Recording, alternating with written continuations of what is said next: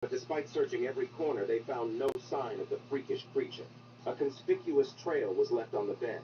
Mary was still in shock, while Jamie wanted to take her and leave immediately.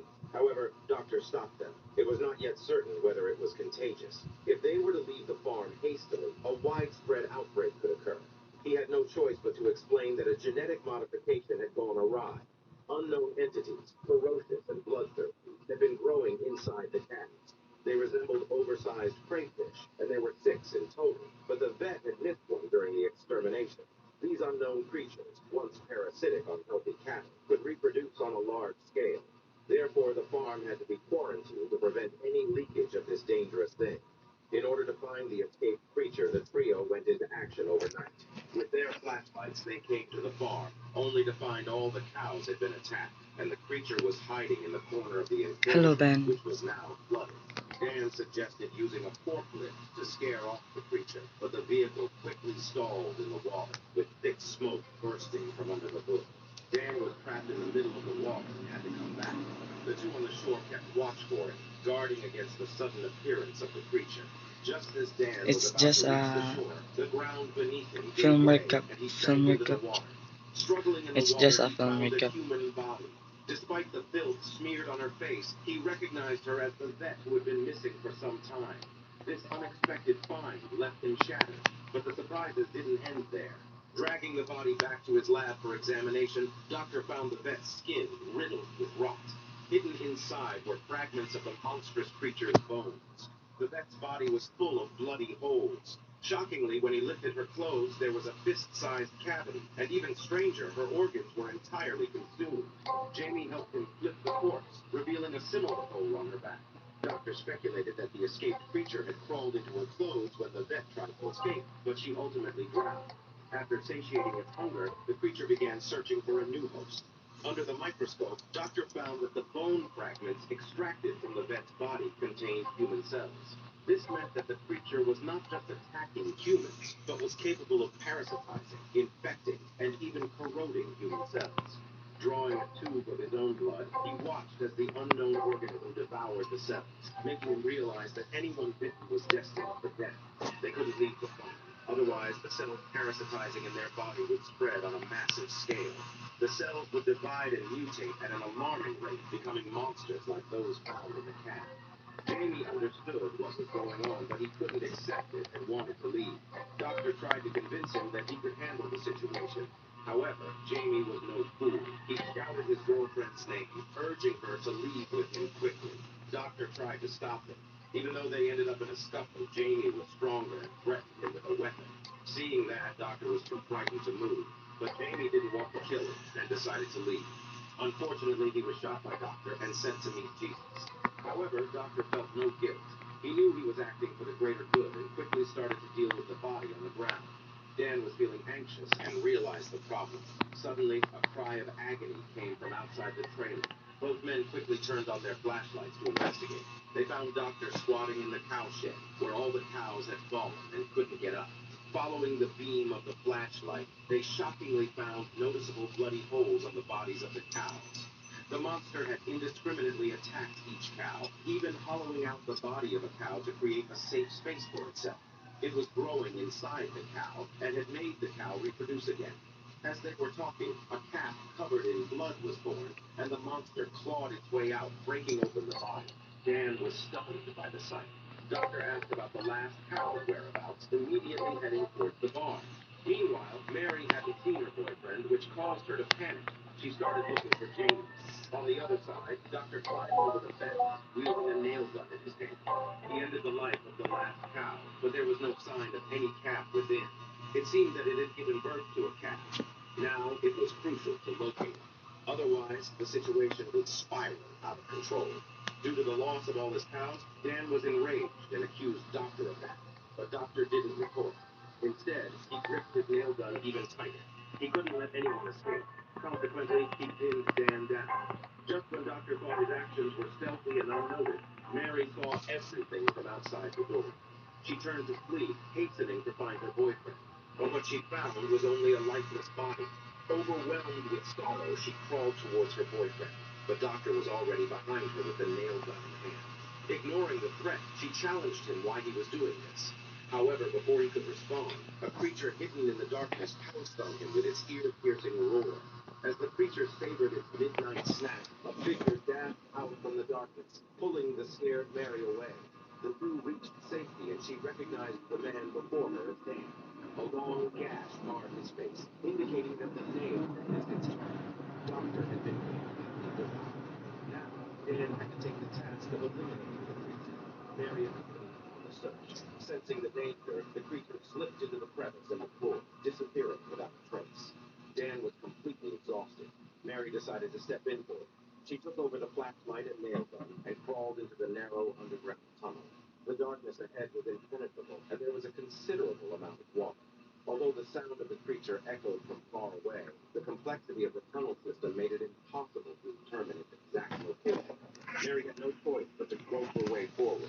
No After some problem. distance, she finally made a That's what I discovery do. at the end of the tunnel. A calf was incessantly giving birth. She hurriedly crawled forward, but was ambushed by a creature. Fortunately, it was small and was quickly killed. The girl swiftly crawled to the calf and put it out of its misery, smashing each embryo one by one. Just when she thought she was safe, a growl was heard, and she found a creature was standing right in front of her. Above ground, Dan heard a scream, but had no idea what was happening below. Mary could only keep running with the massive creature chasing her. Dan tried to help her, but the creature roared and chased after them. Mary kept running for her shitty life, and Dan quickly headed to the control room to activate the switch. As all the machinery started up, the farm was flooded with light. The noise distracted the creature, and Mary was saved. However, once she managed to escape from underground, Dan was nowhere to be found. She picked up the flashlight on the ground and started searching, only to find Dan leaning against a wall, barely conscious. Meanwhile, the sound from above caused Mary to look up, only to see that the monster was actually crawling overhead. Dan knew he was infected and decided to protect Mary. He lured the monster away to buy some time, but Mary didn't abandon him. She shattered the glass jar above, causing a torrential downpour. The monster on Dan was washed away, but it didn't die. Mary chased after it with a rod, driving it straight into the rotating gears. The monster on the ground were bloody and mangled, but incredibly resilient. Mary had to keep attacking to finally immobilize him. After the incident, Mary planned to leave with Dan, but Dan knew he couldn't leave. In his final moments of life, he mustered the strength to remind the short-haired girl. In the end, he had no choice but to leave alone. But escaping didn't mean everything was over. Mary woke up in the hospital later, only to find herself pregnant. As she looked at the screen, she couldn't help but feel panicked. This is Daniel CC Movie Channel. Stay safe and enjoy your day.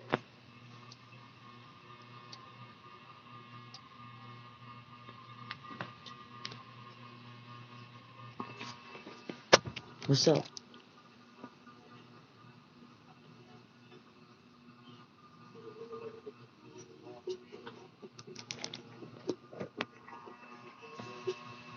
Hey guys, today I'll show you a horror TV series named Freak Show Season 3.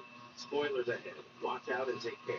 The first story, titled Mums, begins with a shot of an isolated farmhouse sitting beside a country lane. The boy named Jack spends his days feeding pigs and doing family chores, living a seemingly carefree existence. However, his Go father to is a your boot. violent man, spending his days drinking, causing trouble, and beating his wife. One day, while the father was out, Jack's mother shared with him that his great-grandmother would turn 100 that summer. She expressed her wish to visit the grandmother together with Jack. Jack was elated, but little did he know this was but a well-intended lie. His mother, despite being battered by her husband daily, strived to create the illusion of a harmonious home for her son. However, she could bear it no longer. She wanted to take her son and leave, to escape the confines of their rural life and her abusive husband. But the father, having sensed her change in behavior, stood in her way with two of his friends. To punish his disobedient wife, he dragged her away forcefully. All the mother could do was to reassure her frail son not to resist.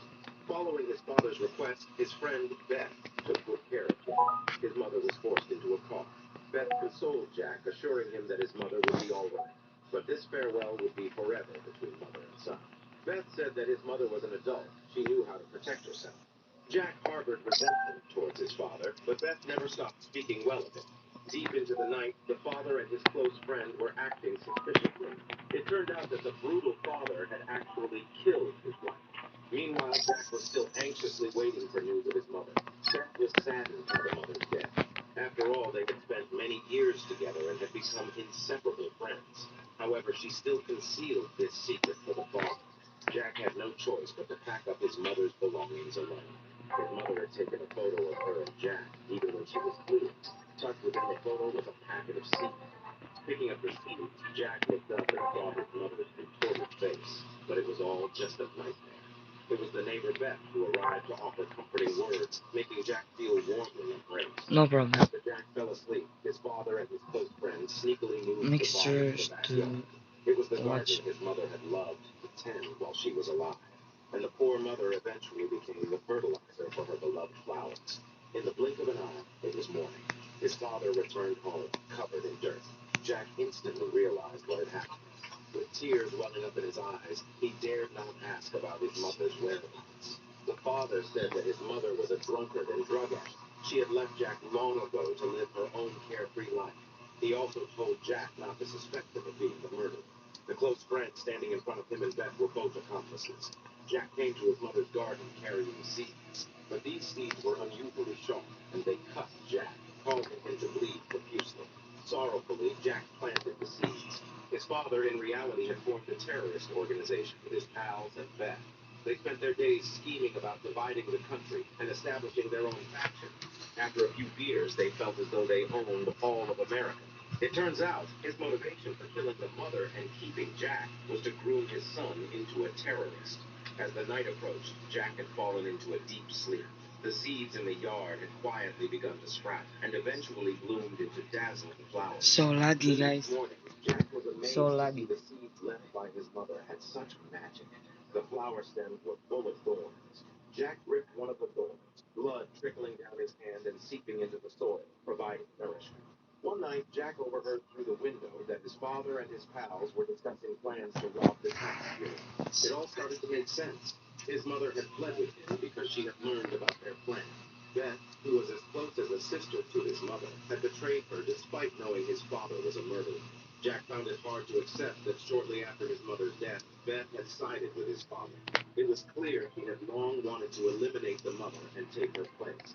From the backyard, there came a sudden squeal of a We chicken. same. It turns out the plants weren't just bloodsuckers, and they desired flesh Damn, as well. that's Jack so struggled to lag. rescue the piglet. Once deprived of food, the plant surprisingly wound around Jack's arm. Next, the mother's corpse emerged from the soil. She greedily drained her son's fresh blood. After her meal and drink, she Valid held user, Jack close and you kissed know him, that. murmuring something in his ear. Jack was So terrified. lad. He rushed inside to find Beth, seeking evidence. Beth was puzzled, so she followed Jack to the backyard, but all they saw were vibrant flowers. Unexpectedly, Jack picked up a spade and swung it at Beth. Having dealt with Beth, it was now his father's turn. Jack used the same ploy, claiming to have seen something Comment strange in the Roblox name. backyard. Comment He tricked Roblox his name. father into the garden. Just then, Mother rose from the ground again, her tendrils starting to bind the father. The once arrogant father was immobilized and bit by Mother and dragged into the mud for a slow, savory feast. In the end, Jack duped Father's close friend over the phone, and the killing spree continued until sunrise. After that, 4 lives had transformed into 4 splendid flowers. Jack sped down the avenue with the blood-sucking flowers, intending to fulfill his mother's last wish, to take her back to their hometown and see her great-grandmother, who was nearing her 100th birthday. The second story, titled Queen Bee, begins with 3 close friends, Trinice, Carlos, and Deborah, who shared a common passion.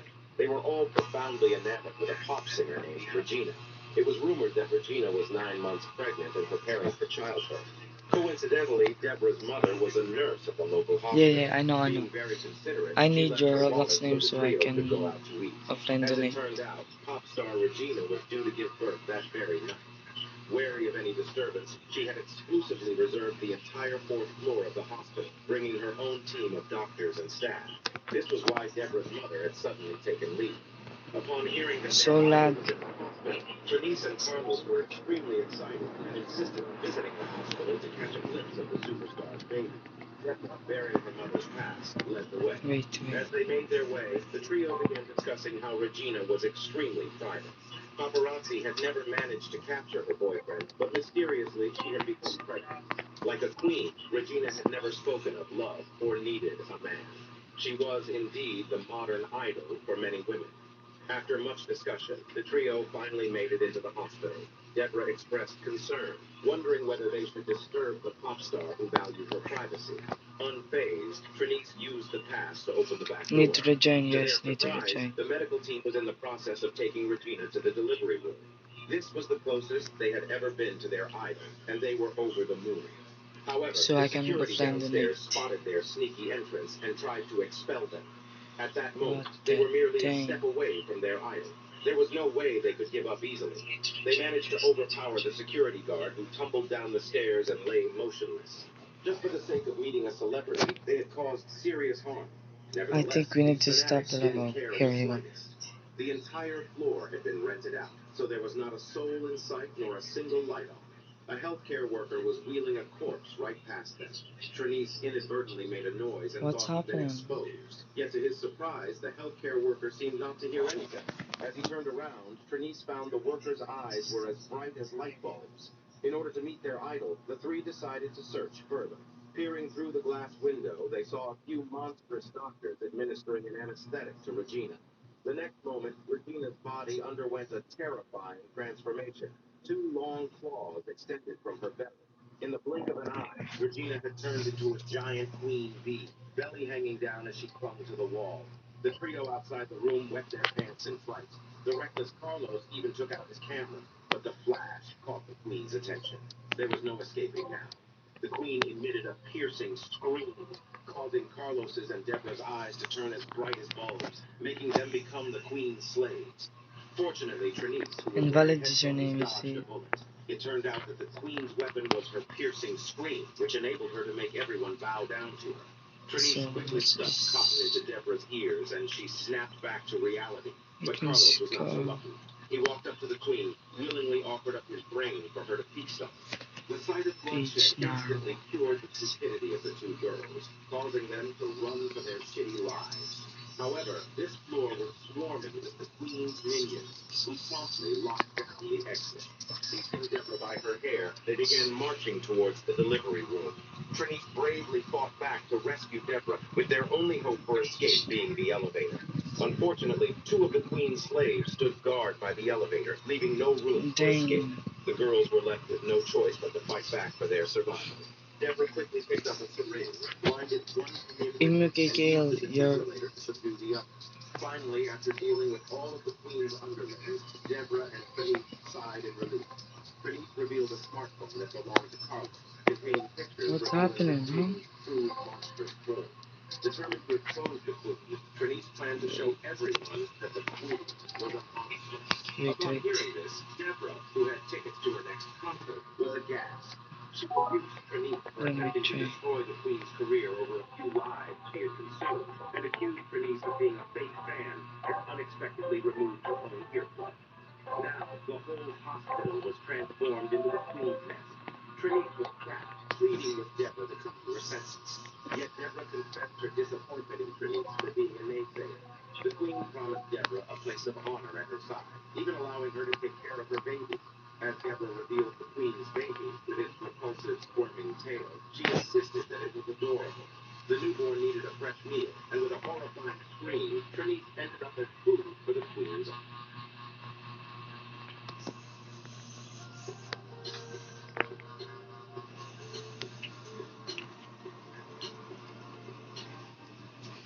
offspring.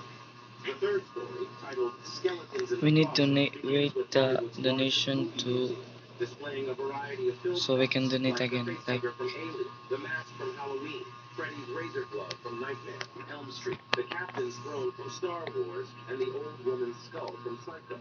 The owner of bro. this museum, a beardy man Why named I can't Beard, chat? inherited these valuable film props from his father.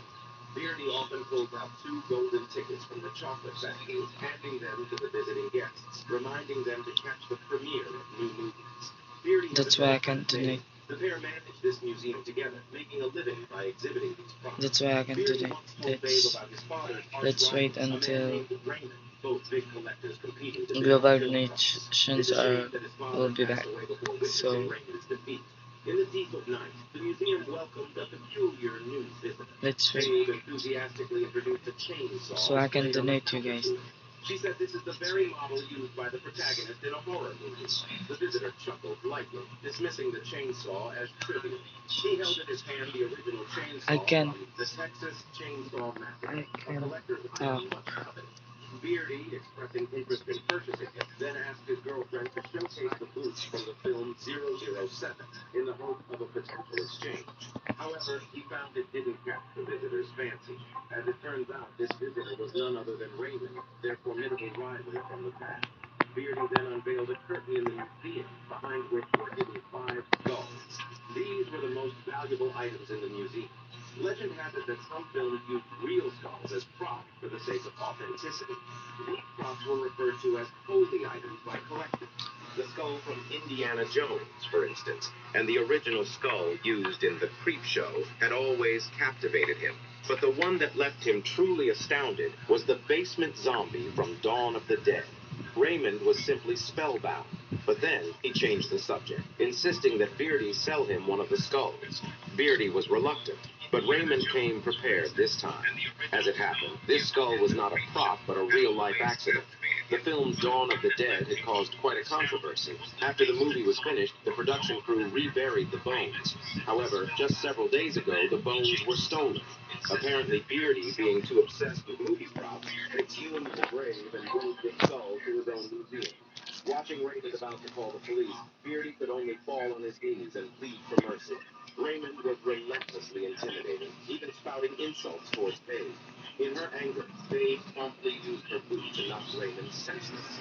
In fear of being sent to imprisonment, Beardy had Babe retrieve the hook from Nightmare Living Dead and the cutter from Breaking Bad. Together, they carried the body to a warehouse, skinned it, removed the flesh, and then disposed of the remains in a chemical solution. Eventually, they turned Raymond's body into a skeleton. In this way, the unfortunate Raymond didn't benefit from his blackmail, and for the rest of his life, he had to work for his enemy's son.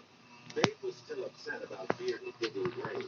We Pointing need at an unnamed wait. skeleton, she demanded its origin. Beardy claimed that the skeleton was his own father. This drove Babe to even more anger. She called him a freak, for he had even dug up his own father. Beardy said it was his father's dying wish. Even in death, he wanted to protect his lifelong collection. But Babe still found it unacceptable. She decided to take a bath to ponder whether to break up with her boyfriend. Little did she know the resentment of Raymond hadn't dissipated. Even after turning into a skeleton, he was determined to drag the couple down to hell with him. Raymond's skeleton climbed off the stage. Meanwhile, Babe was undressing, and the skeleton brandished a dagger and lunged at Babe in the bathroom. This sequence, both in terms of music and editing, was a tribute to the film Psycho. There wasn't a single bloody scene, yet it still managed to send chills down everyone's spine. The belated arrival of Beardy discovered Babe's lifeless body, but before he could mourn, the skeleton was already brandishing an axe at him. The skeleton hacked away at the bathroom door in a scene that was a tribute to the film, The Shining. Beardy fought back with the lid of a water tank and ran towards the exhibition hall. The skeleton pursued relentlessly, wielding the chainsaw in a scene that was likely a tribute to the Mummy. Just when Beardy was in dire peril, his father stepped forward in the nick of time. The two fierce rivals in life were locked in a final showdown, even after death. The father prevailed, beheading Raymond's skeleton with one swift stroke. The father and son finally claimed victory. With the addition of a few skeletons, the museum's business boomed day by day. The knife in the father's hand was replaced with a chainsaw from the Evil Dead series. The visitors bluntly declared these as rubbish, except for the skeleton from the Creep Show. Beardy enthusiastically introduced a new exhibit, his girlfriend Babe. He named this piece the Mona Lisa. All the exhibits here came to life at night. As long as the exhibits were still here, the magic of the movies would never fail. In the end, the skeleton even took a group photo with everyone. The fourth story, titled Familiar, begins with Jack and his wife getting totally plastered. They walk hand in hand to a fortune-telling shop by the road. It was said that the medium here was effective. He could predict your past and future. The medium kept staring at Jack, making him feel uneasy. The medium first read Jack's wife's palm and declared she was an artist, and more specifically, a sculptor. This surprised her immensely. As the medium spoke, he covertly handed Jack a note under the table, insinuating there was something sinister trailing Jack. Terrified, Jack turned to look, but there was nothing behind it. His wife interrupted his wild thoughts, praising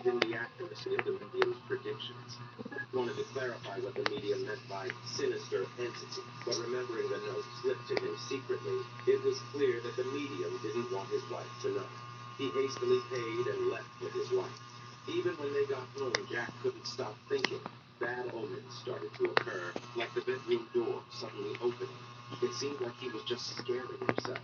After his wife fell asleep, Jack took out the note from the medium, puzzling over what this sinister entity following him could be. Suddenly, a ghostly figure flashed before him, and he bolted upright in fright, realizing it was just a nightmare. Jack was a lawyer, successful at a young age. Occasionally, to earn money, he played a role of a shyster, going against his conscience to secure benefits for his clients.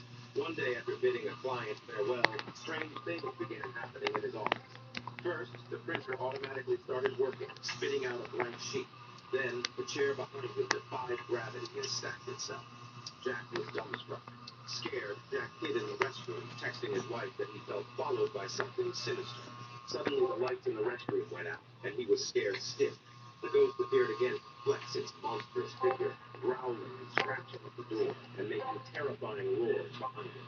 Late that night, Jack showed his wife the note the medium had given him. He had a suspicion about the medium.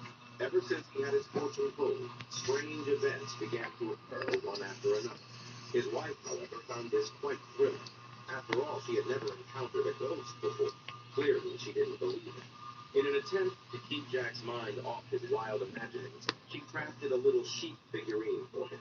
Looking at the figurine, Jack fell into deep thought. After saying goodbye to his wife, he returned to the fortune-telling shop. If the medium could see the sinister presence following him, then he must have a way to deal with it.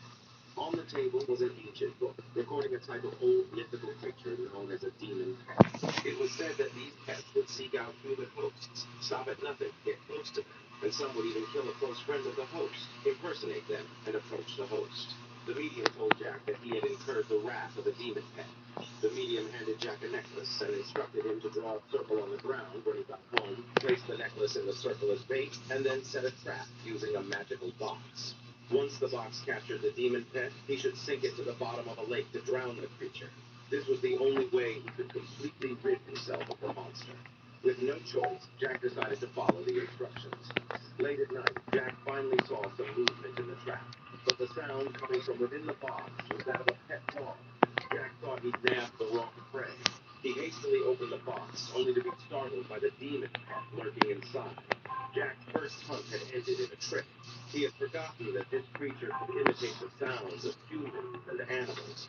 The constant torment over days had muddled Jack's thinking. The books mentioned that demon pets would disguise themselves as their host or friend to get close to them. The next morning, Jack prepared another trap. This time, the bait was a lamb made by his wife. To ensure no mistakes were made, he attached a leash to the pet dog and started a camp. He kept a close watch on the trap. Overcome by drowsiness, Jack succumbed to sleep. Just then, his wife's cries were coming from inside the box. She was banging against it, calling out to Jack for help. In a rush, Jack pulled out the recording he had made earlier. However, the video was corrupted. The questioning from inside the box persisted. He tried calling his wife's phone, but there was no answer. Learning from last night's lesson, Jack started to suspect that the creature in the box might be the demon pet disguised as his wife. She continued her desperate pleas from inside the box, but Jack ignored. Following the instructions, he moved the box to the lakeside. With the sound of the rushing water, his wife's cries became weaker until there was no more sound. Jack was overjoyed. He had finally managed to free himself from the demon's torment. But when he returned home, intending to share the good news with his wife, he saw on the table the little lamp which had been used as bait. It turns out the demon pet hadn't sunk to the bottom of the lake. Instead, it had fished out his wife's body. As the books had written, the demon pet would stop at nothing to kill the close friends of his host, and then take over their body. Jack had only served to provide the demon pet with a perfect vessel. Now it had taken possession of his wife's body, and henceforth it would continue to haunt Jack forever. The fifth story, titled The Last Scuba Rider, begins with a shot of a mystery box containing the fabled glass painting of Scuba, a famous horror master from Japan. He is a well-known artist more than 100 years ago, with adept at creating all sorts of chilling monsters and ghouls. The mystery box was found in a monastery at the foot of a mountain. Apart Apart from the deceased Subaraya, no one knows what the artwork inside the box looks like. Such a rare treasure drives collectors mad with desire. One such collector is a man named Wade, who is accompanied by a well-known painter named Geeta, who is also his girlfriend. After some haggling, the wealthy Wade managed to buy the mystery box from Subaraya's grandson for several million US dollars. That evening, Wade held an unboxing ceremony in his lavish mansion. Guests arrived in their finest attire, eager to catch a glimpse of the rare treasure. Finally, the curtain was drawn to reveal the master's work, a painting of a grotesque creature. The creature fascinated everyone, as if it were the ultimate collision of passion and nightmare. Wade stopped the approaching guests and murmured that no one has ever seen this work before, no one ever will again. With these words, Wade shockingly pulled out a light. In a matter of moments, the painting was